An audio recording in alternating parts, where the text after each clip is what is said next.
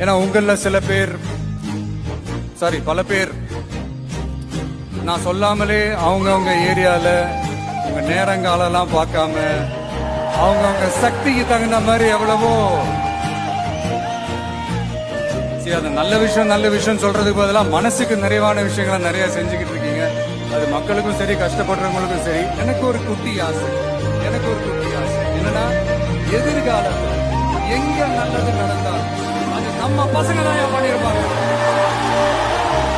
நாம் ஒரு செயல் செஞ்சால் அது நமக்கு நல்லது நடந்தால் சந்தோஷம்தான்.